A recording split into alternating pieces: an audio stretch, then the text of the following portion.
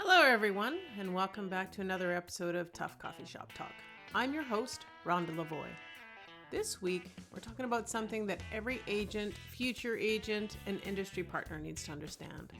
Real estate is fundamentally local.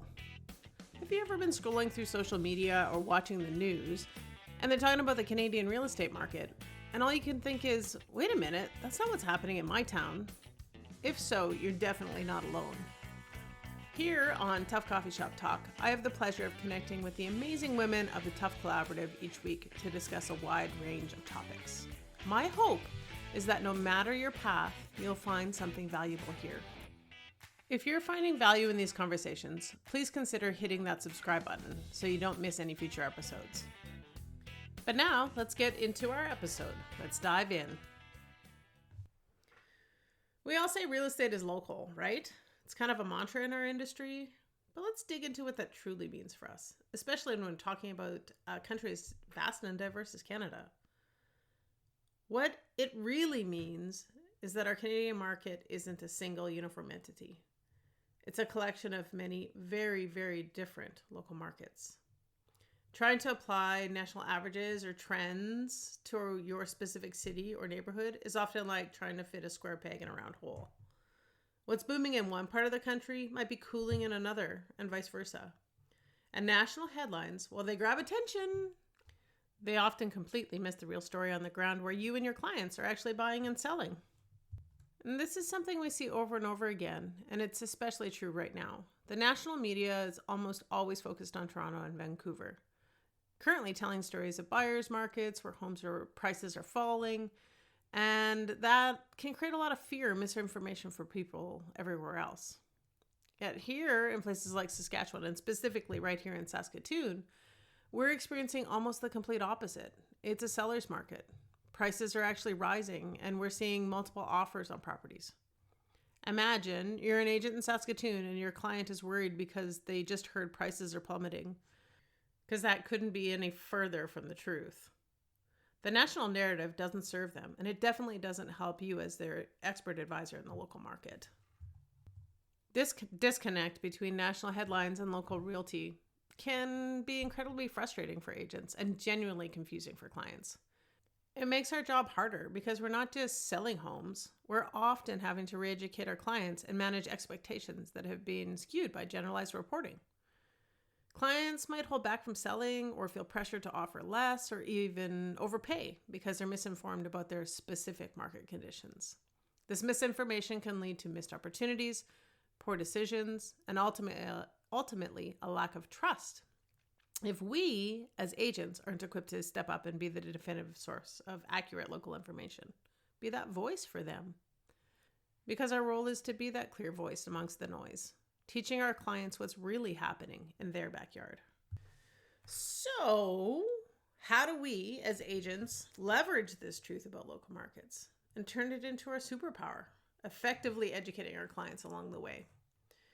And it really truly starts with educating ourselves relentlessly. The truth is, high-producing agents are often more informed than those who aren't. And it's not just because they're smarter, it's because they're actively putting in the work. They're actively touching the market. They're seeing firsthand every new listing, what's selling, and if it's above or below asking, how much below asking, how much above asking, which listings are reducing prices. And they're tracking it across different property types, condos, single family, acreages, and even different price brackets, because a single family home at a $350,000 range is going to be a lot different than a $500,000 range.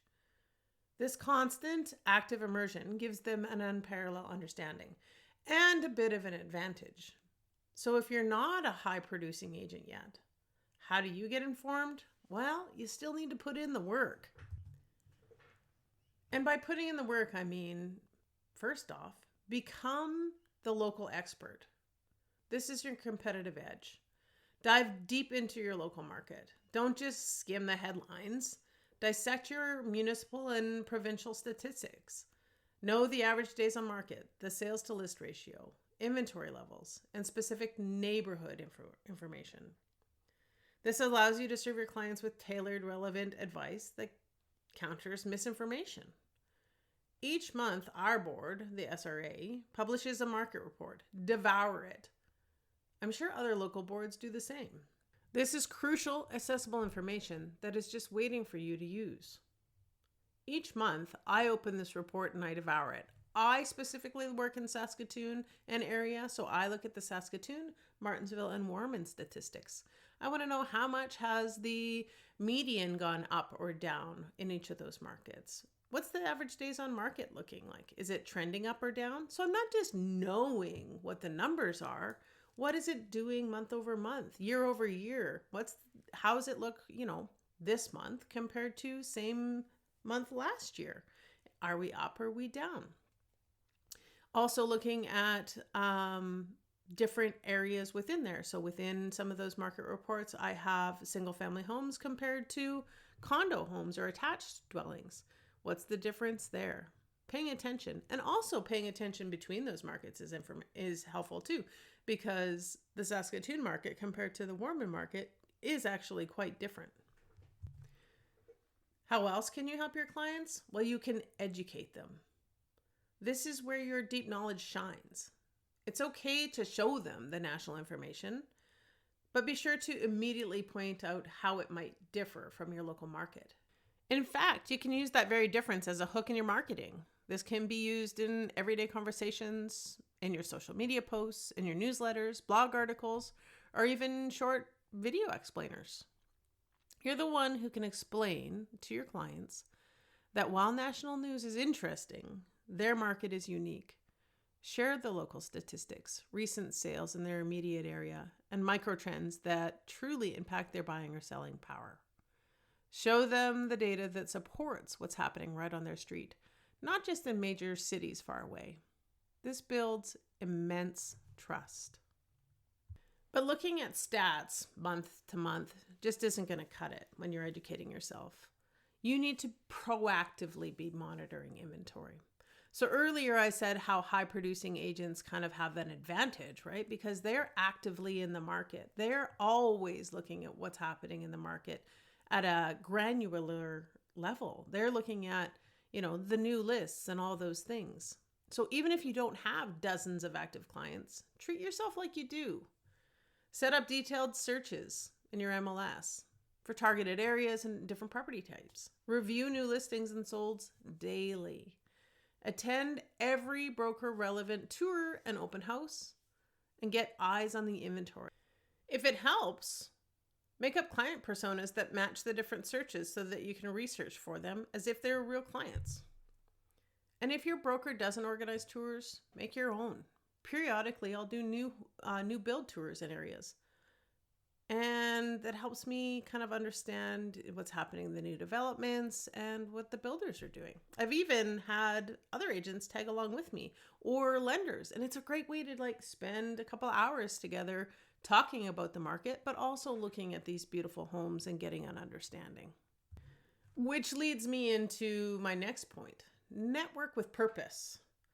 Talk to other agents, particularly those who are active in the areas that you're interested in or that you want to niche. Learn from their experiences. Connect with local lenders, appraisers, and home inspectors. They have valuable boots on the ground perspectives as well that can inform you of market understanding. Also, attend realtor open houses. Agents are always talking about the market. Even if you have nothing specific to add, be a sponge and learn from the top producers. And top producers want to talk about this stuff with people because they like to understand if what they're seeing is what others are seeing. Because sometimes, even as a top producer, you might have a segment of the market that's different than somebody else's. So what you're actively in may be different than what someone else is working on. And seeing their perspective just kind of helps you understand, is your understanding correct? It's always nice to have that validation. So be a part of those conversations. Contribute if you can, but if not, just soak it up. So this next piece that I want to talk about will actually truly set you outside the average. Spotting local trends and adapting quickly. That's kind of a catchy headline, right? But it truly will help because being forward thinking isn't just about general industry shift. It's about anticipating what's happening in your area. Are new developments changing supply? Is a major employer coming or going? These local factors can shift your market long before national headlines catch on, or even before you see it in the market. Being agile ensures you adapt quickly and keep moving forward. So here's a tip. In Google, you can create what's called Google Alerts for keywords that when new information is found on the web, you'll receive an alert in your inbox so you can read up on what's new. So you set these keywords in this alert and you get this email right to your inbox. I have many of these set up. For example, Saskatoon Events, which supplies a list of upcoming events in Saskatoon. Saskatoon Real Estate and Saskatoon Housing are also ones that I have set up. And I would also highly recommend creating one for your own name. That way you can keep an eye on what's being published about you. To set these up, you're going to go to google.ca/alerts and you're just going to create it right there. You're going to type in the name or the information that you want to search about. A little tip, if you're looking for a specific name, you're going to put quotations around it so that it looks for those two names together. So for me, it's Rhonda Lavoie. So I have, quote, Rhonda Lavoie, quote, end quote. And that way it looks for those things together. I also have the same for the Urban Farmhouse. I've also done my email address because sometimes I want to know if my email address has been published somewhere that I'm not aware of. But it's just kind of a great way to be able to keep an eye on things. And it comes right to your inbox. Okay, I have another tip for you. If you don't want to do the Google Alerts and have it come to your inbox and you're more of an AI person, you can create something in one of the LLMs. I use Gemini, and in Gemini you can create a gem, which is kind of like a container of previous information that you've assigned to it. And you would create one that is the local expert researcher and reporter, and you would tell it in this gem setup that they're going to look for local market snapshots, economic indicators and interest rates, maybe policy changes, major developments and infrastructure projects, just expert analysis. And once you create this, then you can go to Gemini and you just click on that gem and you say, okay, give me, I want to have an update on the Saskatoon market for the last 4 days. What new information have you found? And it's going to spit out any news articles or any information that it's found new on all of those things that I just talked about. And you can just kind of read up on what's coming. And it's just a pro way of staying on top of things without having to watch the news daily and, have news feeds that you're trying to scroll through to find relevant information. So I guess work smarter, not harder. This AI business is coming, so use it to your advantage. Okay, we got a little off track there, but getting back to it here. So the last tip that I want to talk about is just focusing on the unique market strengths that you have. So every market has kind of its own local feel. It's this uniqueness to it. It'll have different unique selling points, I guess. And you can highlight what makes your area appealing, whether it's affordability, community feel, special or specific amenities, or job growth. You use these local advantages to attract and educate buyers about why your market is awesome. Well, that concludes our episode this week. I hope you enjoyed it, and I hope that if you're a buyer or seller, you're understanding that this is my way of helping educate you on be careful what you watch in the news. Those big markets most likely do not reflect your local market. So unless you're in Toronto and Vancouver, don't necessarily pay attention to that. And find your local expert. Find that real estate agent that seems to be paying attention to what's happening and, use them. If you are an agent listening to this, become that expert. So these people that I'm talking about will come find you.